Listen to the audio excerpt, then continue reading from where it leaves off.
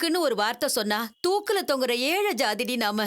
அந்த அவமானத்தை எல்லாம் தாங்கிக்கிட்டு உன்னால காலம் தள்ள முடியாது. அம்மாடி, உன்னை கையெடுத்து கும்பிட்டு கேட்டுக்கிறம்மா. அதெல்லாம் நமக்கு சரிப்பட்டு வராது. வீண் வம்ப விலைக்கு வாங்காத. பேசாம அவனை மறந்துடு. இல்லம்மா, என்னால அப்படிலாம் மறக்க முடியாது. அந்த அம்மா வேணா தப்பானவங்களா இருக்கலாம், ஆனா அவன் அப்படி கிடையாது. ஏண்டி, அவன் என்ன அம்மா இல்லாம பிறந்தவனா? இல்ல உனக்காக அம்மாவை விட்டுட்டு வானா வந்துருவானா? கல்யாணத்துக்கு அப்புறம் நீ அங்கதானடி போய் இருக்கணும். மாமியார வரப்போறவ நல்லவளா இருந்தா தானடி உன்னால அங்க குடும்பம் நடத்த முடியும். இது தெரியாம என்ன நம்ம பேசிக்கிட்டு இருக்க? அம்மா, எனக்கு அந்த அம்மாவை பத்தியும் தெரியும், அவனை பத்தியும் தெரியும். எனக்கு அங்க எந்த பிரச்சனையும் வராம நல்லபடியா பாத்துப்பாமா. அவன் உன்னை கல்யாணம் பண்ணிக்கிறதே சந்தேகமா இருக்கு. அவன் நல்லா பாத்துக்குவான்னு கனவு வேற காண்றியா? சத்தியமா சொல்றேன், இவனே ஆசைப்பட்டாலும் அந்த அம்மா கல்யாணத்துக்கு கண்டிப்பா ஒத்துக்காது. கடைசி நேரத்துல அம்மா பேச்ச கேட்டு கைய விரிச்சிட்டானா உன் வாழ்க்கை என்னடி ஆவறது? நீ அவனை நம்பி ஏமாந்துட கூடாதுமா. அதை என்னால தாங்க முடியாது. இல்லம்மா, நான் யாரையும் நம்பி ஏமாந்துட மாட்டேன். மோகனை பத்தி முழுசா தெரிஞ்சதுனாலதான் நான் அவனை கல்யாணம் பண்ணிக்கவே சம்மதிச்சேன். நம்பிக்கையோட சொல்றேன், அவன் என்னை ஏமாத்த மாட்டான். நான் இவ்வளவு தூரம் படிச்சு சொல்றேன், உன் மனச மாத்திக்க மாட்டேங்கிற? யாரோ பண்ண தப்புக்காக அவனை தண்டிக்கிறதுக்கு நான் தயாரா இல்லம்மா. அவன் என்னதான் கல்யாணம் பண்ணிப்பேன்னு நம்பிக்கையோட இருக்கான். அவன் அம்மா பண்ண தப்புக்காக அவனை மறக்க சொல்றது என்னமா நியாயம்? 1000 கஷ்டம் வந்தாலும் சரி, நான் மோகனை தான் கல்யாணம் பண்ணிப்பேன். இதான் உன் முடிவா? உனக்கு இஷ்டம் இல்லைன்னா சொல்லு, மறந்துடு. ஆனா திரும்ப என் கல்யாணத்தை பத்தி நீ என்னைக்குமே பேசக்கூடாது. அவனை நான் கல்யாணம் பண்ணிக்கிறதா வேண்டாமான்னு நீயே முடிவு பண்ணு. உன்னை மீறி நான் எதையும் பண்ண மாட்டேன். சரி, அவனை வீட்டுக்கு வர சொல்லு. எதுக்கு? எனக்கு அவனோட கொஞ்சம் பேசணும். உன் முடிவு என்ன இருந்தாலும் அதை என்கிட்டயே சொல்லு. முதல்ல அவன் மனசுல என்ன இருக்குன்னு தெரிஞ்சுக்கணும். உன்னை ஏமாத்த மாட்டான், கடைசி வரைக்கும் நல்லா வச்சு பாத்துப்பான்னு எனக்கு நம்பிக்கை வரணும். அதுக்கப்புறம் தான் கல்யாணத்துக்கு சம்மதிக்கிறதா வேண்டாமான்னு முடிவு பண்ண முடியும். அவனை போன் பண்ணி வர சொல்லு. இப்பவே வா. காலையில வர சொல்லு. பிடிக்காத மாமியார் இருக்கிற வீட்ல என் பொண்ணை எப்படி சந்தோஷமா வச்சுக்குவேன்னு நான் அவன்கிட்ட கேட்கணும். அதுக்கு பதில் சொல்லட்டும். அவன் அம்மா கட்சியா உன் கட்சியான்னு அப்ப எனக்கு தெரிஞ்சிடும். சரி, போய் கை கால் கழுவிட்டு வா, நான் சாப்பாடு எடுத்து வைக்கிறேன்.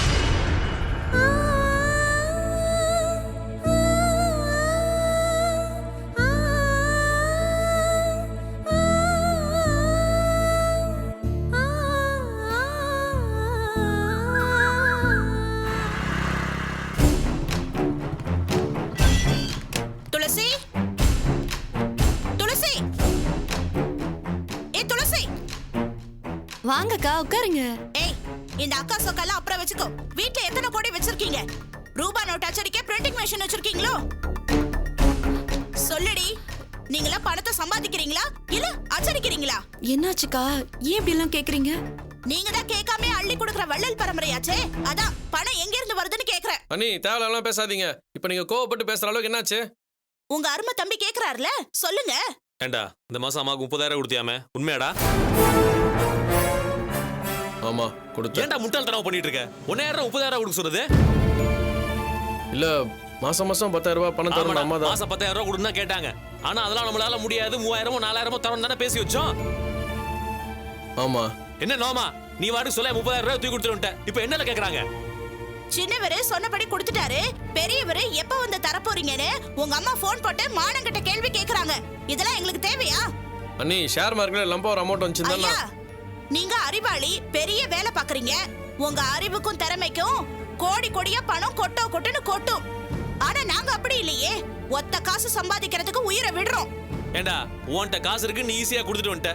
அதே காரணம் காட்டி நீயும் 30,000 கொடுன்னு கேக்குறாங்க. நான் எங்கடா போறது? அத பத்தி இவர்கிட்ட கவலை. அம்மா கிட்ட நல்ல பேர் வாங்கணுங்கிறதுக்காக ஐயா அள்ளி கொடுத்துட்டு வந்துட்டாரு. இங்க நமக்குள்ள மண்டை காயுது. புரியாம பேசாதீங்க அண்ணி. நான் ஒன்னும் அள்ளியும் கொடுக்கல, கிள்ளியும் கொடுக்கல. அம்மா கேட்ட கணக்குலாம் கிடையாது. திடீர்னு கையில ஒரு அமௌண்ட் வச்சு அதை எடுத்து கொடுத்தேன்.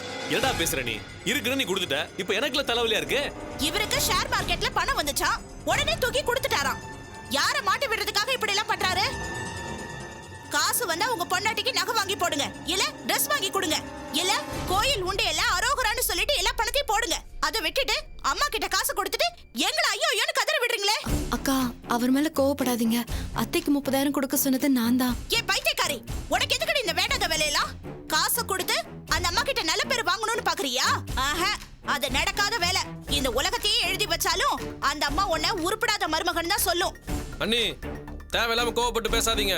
நாங்க ஒன்னும் பாராட்டணுன்றதுக்காக காசை தூக்கி கொடுக்கல. இப்ப லாவணி அந்த வீட்டுல இருக்கிறாள், செலவுலாம் வேற அதிகமா இருக்குமே, இந்த காசை கொடுத்தா கொஞ்சம் யூஸ்ஃபுல்லா இருக்குமே தான் கொடுத்தேன்.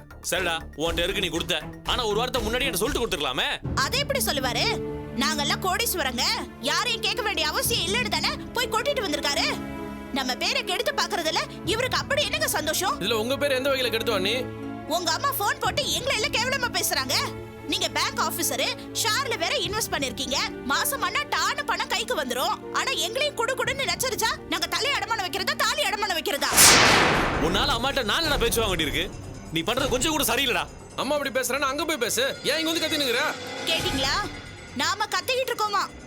காசு இருக்கிற திமிருல இவர் என்ன வேணாலும் பண்ணுவாரு. நாம ஏன்னு கேட்க கூடாதான். அண்ணி போதும். நீங்க நல்ல பேர் எடுக்கணுங்கிறதுக்காக எங்களை கேடுபடுத்திட்டு இருக்கீங்க. இப்போ உங்களுக்கு சந்தோஷமா? ஏங்க இப்படி எல்லாம் பேசுறீங்க? இப்படி ஒரு பிரச்சனை வரும் நாங்க எதிர்பார்க்கவே இல்ல. இல்லடி, இதெல்லாம் நீங்க தெரிஞ்சுதான் பண்ணிருக்கீங்க. கொஞ்ச நாள் ஐயா வேலை இல்லாம காசு இல்லாம சுத்திட்டு இருந்தாருல, அப்ப நாங்க ஒண்ணுக்கு ரெண்டா கடை வச்சு நல்ல டெவலப் ஆயிருந்தோம். அந்த பொறாமை அதான் நாங்களும் இப்ப வசதியா இருக்கோம்னு காட்டுறதுக்காக காசு கொடுத்து எங்களை மட்டும் திட்ட பாக்குறீங்க. இல்லக்கா, நாங்க அப்படியெல்லாம் நினைக்கவே இல்ல. நீ எப்படி வேணாலும் நினைச்சுக்கடி. இனிமே மாசம் மாசம் அந்த அம்மாக்கு நீங்க தான் பணம் கொடுக்கணும். நாங்க ஒரு பைசா கூட கொடுக்க மாட்டோம். இது என்ன அநியாயமா இருக்குது? உங்களுக்கு சேர்த்து நான் ஏன் கொடுக்கணும்? அதான் ஷேர் மார்க்கெட்ல எக்கச்சக்கமா கொட்டுதுன்னு சொன்னீங்கல்ல, கொடுங்க. புவி இதெல்லாம் ரொம்ப ஓவர் ஆகுது. உனக்கு சேர்த்து நான் கொடுக்கணும், நான் எங்க போவேன்?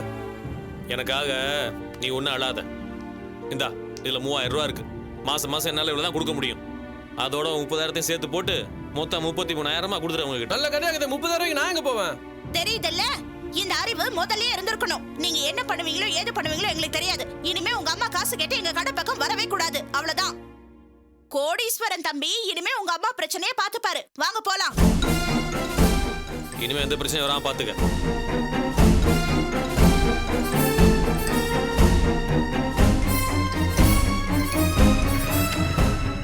என்னங்க இது அநியாயமா இருக்கு? நம்ம நல்லதுதான் நினைக்கிறோம், நமக்கு மட்டும் பிரச்சனையா வந்துட்டு இருக்கு. இவங்கள சொல்லி தப்பில்ல குட்டிமா. காலம் அந்த மாதிரி கெட்டு கிடக்குது. கெட்டவனை தான் நல்லவன்றாங்க, நல்லவனை தான் கெட்டவன்றானுங்க. நல்லது பண்ற நல்லவனுக்குலாம் நல்ல பேர் கிடைக்கிறது இல்ல, கெட்டது பண்றவங்க தான் நல்ல பேரே கிடைக்குது. அது மட்டும் இல்ல, நம்மளுக்கு ஒரு ஸ்பெஷல் ராசி இருக்கு தெரியுமா? நம்ம யாருக்காவது நல்லது பண்ணணும்னு போனா உடனே நம்ம பேர்ல கெட்டு போகுது. இப்போ சுந்தரி மேடம் மேட்டர் எடுத்துக்கோ. லக்ஷ்மண் சாரும் சுந்தரி மேடமும் சேரணும், அவங்களுக்கு நல்லது நடக்கணும் அப்படின்னு நினைச்சு நம்ம ஒரு சின்னதா ஐடியா கொடுத்தோம். கடைசியில நினைச்சு சொத்துக்கு ஆசைப்பட்டு சுயநலமா யோசிக்கிறோம், பட்டுன்னு பழி தூக்கி நம்ம மேல போட்டாங்க. அது நினைச்சாதாங்க எனக்கும் வேதனையா இருக்கு. அடுத்தவங்க நல்லா இருக்கணும்னு நினைக்கிறது தப்பா? அதெல்லாம் விடு குட்டிமா, யார் என்ன வேணாலும் சொல்லிட்டு போட்டோம். நம்ம மனசாட்சிக்கு விரோதம் இல்லாம நடந்துக்கிட்டோம்னா எதுவுமே தப்பு கிடையாது. சும்மா மனசை போட்டு குழப்பிக்காத. இன்னைக்கு ஆரம்பமே அமோகமா இருக்குது. இன்னும் என்னென்ன நடக்க போதோ பாப்போம்.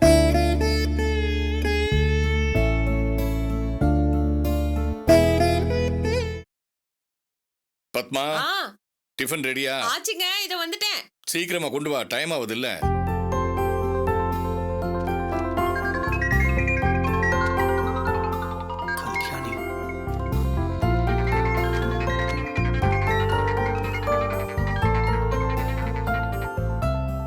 சொல்லு கல்யாணி. கொஞ்சம் வீட்டுக்கு வந்துட்டு போ. எதுக்கு? அம்மா உங்ககிட்ட பேசணுங்கிறாங்க. உங்க அம்மாவா? ஆமா. என்கிட்ட பேசணுமா? எதுக்கு? ஏன் எதுக்குன்னு கேட்டுட்டு இருக்காத, நேர்ல வா பேசிக்கலாம். இங்க என் தலை உருளுது. சரி, நான் வரேன்.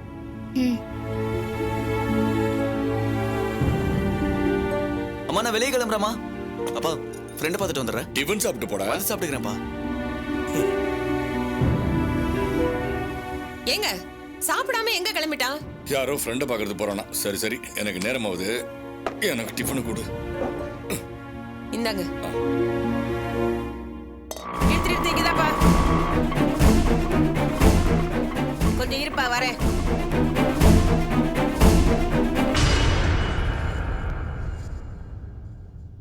பழைக்கிறது மானங்கெட்ட பழப்பு. இதுல நடு வீட்டுல சாப்பாடு வேற. உன்னெல்லாம் பெரிய மனுஷன், மான அவமானத்துக்கு கட்டுப்பட்டவன், ரோஷம் உள்ளவன் நினைச்சேன் பாரு. என்ன சொல்லணும், நீ எல்லாம் ஆம்பளையே கிடையாது. ஏய், எங்க வந்து என்ன பேசிக்கிட்டு இருக்க? யாருமா நீ? இந்த வீட்டு பொம்பளை பூனா இழுத்துட்டு போய் வச்சிருக்காளே லக்ஷ்மணன் ஒரு மானஸ்தனை, அவனோட அத்தைனா.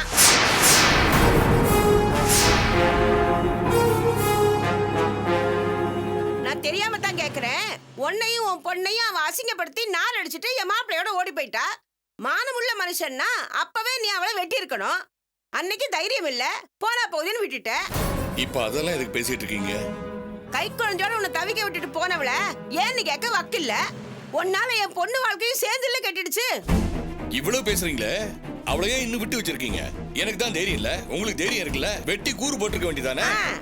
எனக்கு என்ன போச்சு, நீ உட்காந்து தின்னுக்கிட்டு இருப்ப, அவளை வெட்டிட்டு நான் ஜெயிலுக்கு போனோம்ல. அவளால நீ எவ்வளவு அசிங்கப்பட்டிருப்ப, எத்தனை பேர் உன்னை காரி துப்பிருப்பாங்க. ரோஷமுள்ள ஆம்பளையா இருந்தா நாண்டுகிட்டு செத்துருப்பான். உன் பொண்ணு என்ன பண்ணிட்டு இருக்கா? அவ புருஷனும் தானே ஓடி போனா, அவன் ஏன் நாண்டுகிட்டு சாகல? அவன் எதுக்கு நீ சாகணும்? அவன் கொழுப்பு எடுத்து போய் இன்னொருத்தரோட ஓடி போனதுக்கு இவன் ஏண்டி சாகணும்? அதே கதை தான் இங்கேயும். வாழ வக்கில்லாதவ எவனோடயும் ஓடி போயிட்டா, அதுக்கு இவர் என்ன பண்ணுவாரு? நல்லா வந்து வாச்சிருக்கடியம்மா இவனுக்கு பொண்டாட்டியா?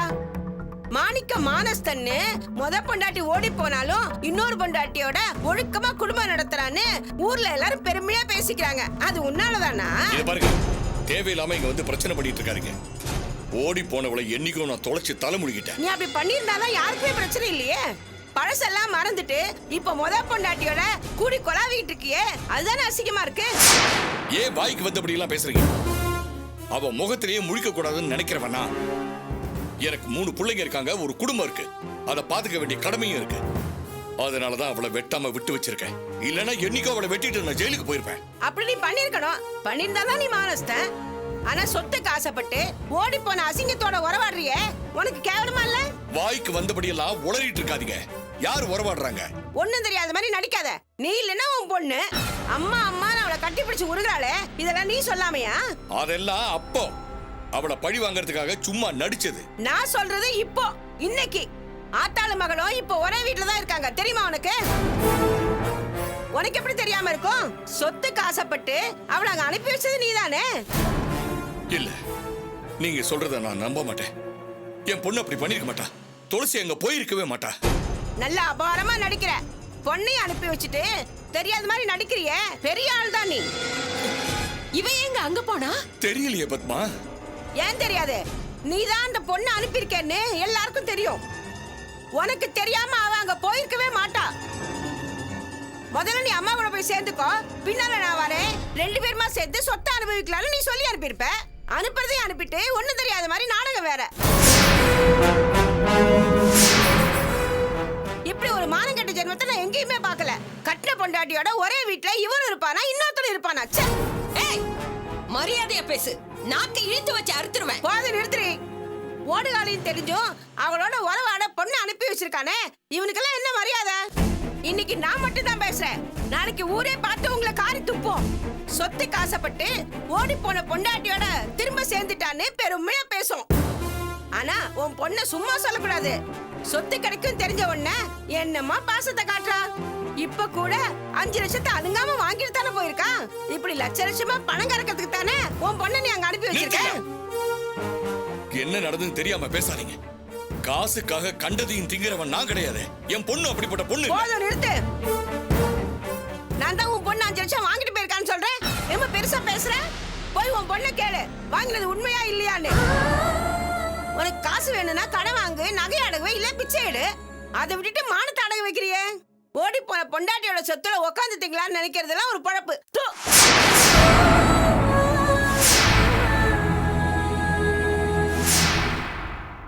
பணத்துக்காக எதையும் திங்கிறவனே 4 பேர் சொல்றதுக்கு முன்னாடி ஒன்னு நீ திருத்திக்க. இல்ல வேண்டாம், என் வாயில ஏதாவது அசிங்கமா வந்துட போகுது. இனிமையாவது மான ரோஷத்தோட வாழ முடியுமான்னு பாரு. ஒன்னாலையும் உன் பொண்ணாலையும் என் மக வாழ்க்கை சீரழிஞ்சு போச்சு. உன் பொண்ணு கிட்ட சொல்லி வை. அவளால திரும்ப எங்களுக்கு ஏதாவது பிரச்சனை வந்துச்சு, அப்புறம் நான் சும்மா இருக்க மாட்டேன். சாணியும் முடிச்சவ போய் அங்க கத்த வேண்டியதானே, இங்க வந்து கூப்பாடு போட்டு போறா. ஏங்க துளசிக்கு புத்தி கத்தி கெட்டு போச்சா? இவ எதுக்கு அங்க போனாளா?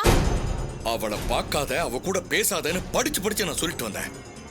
அதையும் மீறி துளசி அங்க போயிருக்கான்னா? போய் 5 லட்சம் ரூபாய் பணத்தை வேற வாங்கிட்டு வந்திருக்காளாமே. இப்படி அசிங்கமா நடந்துப்பா. அவங்க அம்மாவால எவ்வளவு கஷ்டப்பட்டிருப்பா, எவ்வளவு அவமானப்பட்டிருப்பா. அதையெல்லாம் மறந்துட்டு பணத்துக்காக எது வேணாலும் செய்யலாம்னு நினைச்சிட்டாளா? அவ இன்னொருத்தனோட ஓடி போனவன் தெரிஞ்சும் எப்படிங்க காசு வாங்க மனசு வந்தது? இவ பண்ண காரியத்தால பாக்குறவங்க நம்மளே இல்ல காரி துப்புவாங்க. இந்த அசிங்கத்தை பாத்துக்கிட்டு என்னால சும்மா இருக்க முடியாது. இரு, என்னன்னு கேட்டு வரேன். இருங்க, சாப்பிட்டு போங்க. அது ஒண்ணுதான் குறைச்சல்.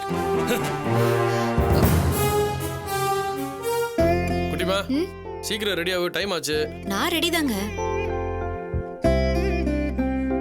ஹலோ பிரபாகர், எங்க இருக்கீங்க? தமிழ் 2 மினிட்ஸ் பக்கத்துல வந்துட்டோம்.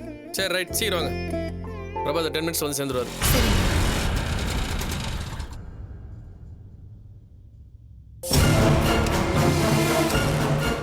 அப்பா வந்திருக்காரு. மாமாவா? ஐயோ குட்டிமா, அவங்க வேற வர போறாங்க. மாமா வேற இங்க இருந்தாலும் பெரிய பிரச்சனை ஆயிடும். ஏதாவது பேசி மாமா அமுச்சு விடு. துளசி, அப்பா வாங்கப்பா. ஏன்பா அப்படி பாக்குறீங்க? நீ பணத்துக்கு ஆசைப்பட்டு தன்மானத்தை வித்துட்டதா ரொம்ப கேவலமா பேசுறாங்க. நீ அப்படிப்பட்டவ இல்லன்றத அந்த ஜென்மங்களுக்கு புரிய வைக்கணும். என் கூட உடனே வா. எங்கப்பா? உன்னை பத்தி தப்பா பேசுறாங்களே, அவங்க நாக்க பிடிக்கிற மாதிரி 4 கேள்வி கேட்கணும். யார்ப்பா அப்படி பேசுனது? வேற யாரு? அந்த சுந்தரியோட அம்மா. நீ சொத்துக்கு ஆசைப்பட்டு பல்ல இழிச்சுக்கிட்டு பாசம் காட்ட போயிருக்கேன்னு சொல்றாங்க. வாய் கூசுற மாதிரி இப்படியா போய் பேசுறது? ச்சே, இவங்களெல்லாம் பெரிய மனுஷங்கன்னு சொல்றதுக்கு வெக்கமா இருக்கு. உன்னை பத்தி என்னமா தெரியும் அவங்களுக்கு? பணத்தை விட மானம் தான் பெருசுன்னு நினைக்கிறவா ஒன்ன போய் ச்சே விடக்கூடாதமா. என் கூட வா, என்னன்னு கேட்டு வரலாம். அவங்க பேசிட்டு போட்டும், விடுங்கப்பா. என்னமா சொல்ற? அவங்க சொன்னதுக்கு உனக்கு கோவமே வரலையா? அப்போ அவங்க சொன்னது